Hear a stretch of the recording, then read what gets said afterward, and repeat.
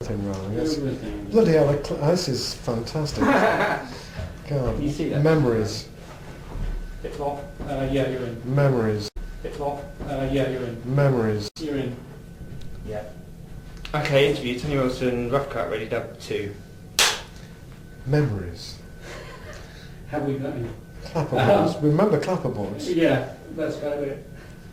The last time I spoke to you, in 1981, That's actually 20 odd years ago, isn't it? it is, Frightening. and we've all aged beautifully. You talked then about the three cycles of popular music, 56, 67 and 76. And at that time, 1981, you predicted that there would be a lack of vitality for a while, because the generation who should be creating the next big thing would follow their older brothers who were into the oi bands, etc. Was I saying that then? You were saying that then. Good God, I thought I developed that theory in the late 80s. No, you see, Oh, it my was heavens. the early 80s you were going on with. Oh, God. And you said that once that played out, then we'd be into the next phase of music. Yes. That was the beginning of a major new step in music. Describe for me, if you can, what was that next revolution in music from 1981 and your part in it? The film that you made in 81 was really, I suppose, about the deepening of punk. It was about post-punk, and I have to say that for many years I could never quite understand it, but and in fact I knew that Joy Division, my beloved Joy Division, were one of the great bands in history, but although I could tell you why Elvis Presley was important and Bob Dylan and the Beatles and everything else, I could never quite figure out why Joy Division were, although I knew they were, until, and I give credit here, as I often do, to Mr. Sumner, I heard Bernard Sumner-Albrecht on a Radio 1 documentary in 1990 make the very sensible point that punk revolutionised music. It brought it back to the crossroads where Johnson sold his soul to the devil. However, all punk could express was a simple emotion: fuck you. Sooner or later, it was going to need to express, with the same simplicity, purity and anger, more complex emotions, and that was the job initially of Joy Division, and then of U2, and then of post-punk. And then clearly it all became rather dull, and we had that terrible period of Spandau Ballet and the new romantic era of utter... I can't believe that Duran Duran have come back. I mean, I thought someone would have killed them for us by now.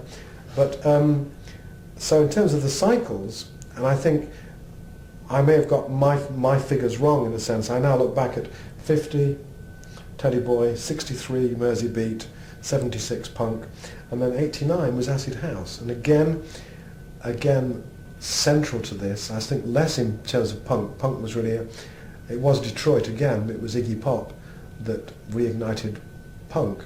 But when you get to 89, again it's that glorious thing of Africa meets Europe, of black and white.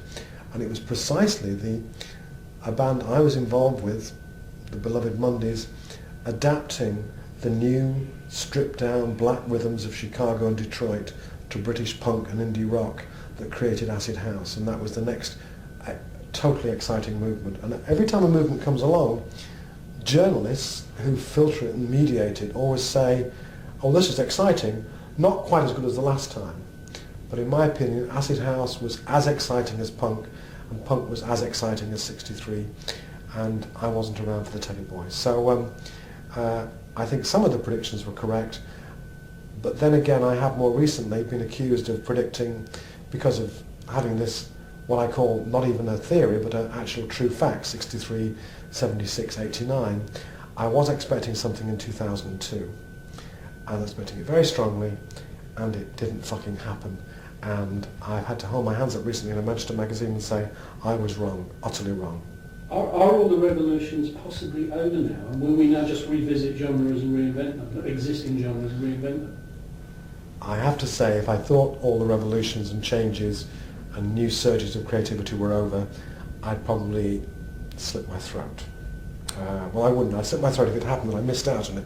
So, no, I don't think so. I mean, what I expected in the early 2000s, I watched those British kids in Manchester, in Exchange Gardens, on their skateboards, with their Slipknot t-shirts and the rest of it. And I particularly fell in love with a band called System of a Down, who were I wouldn't even call them new metal, that's beneath them, but they were a bunch of Armenian Los Angelinos from Silver Lake, and I think one of the most wonderful bands. So some kids in Manchester even had Slipknot t-shirts, and I thoroughly expected British kids to absorb new metal and churn it out with British irony and take America by storm. That didn't happen, except in the Welsh Valleys. And I have to say, I think the Lost Prophets and Funeral for a Friend are both wonderful bands. I've never seen Funeral for a Friend, but with my daughter I went to Wolverhampton Civic Hall about 4 weeks ago, and I saw the Lost Prophets, and I was fucking blown away. They were just fantastic. However, that's just Wales.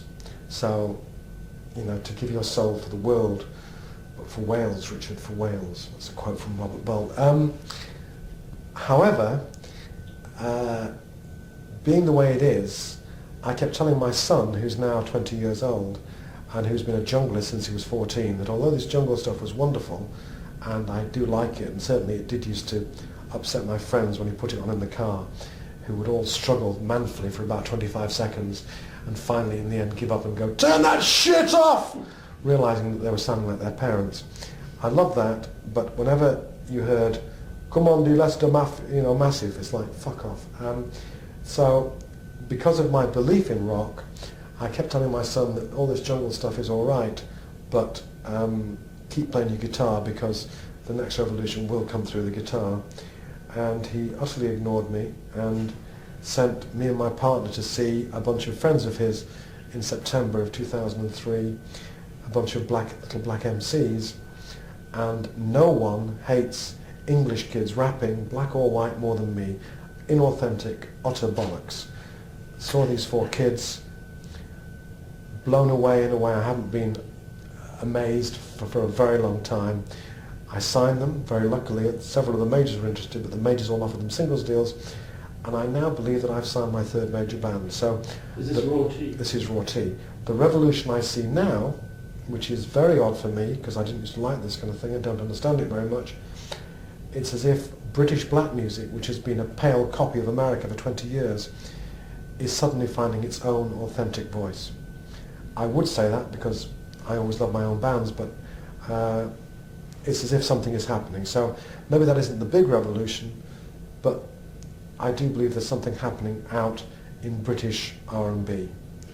I sense the academic in you, often Yes. intellectualising your career after the event, but have you decided, because you never seem to come down on one side or the other, as to whether you're the clever capitalist, you know, the man with a plan, or the accidental entrepreneur?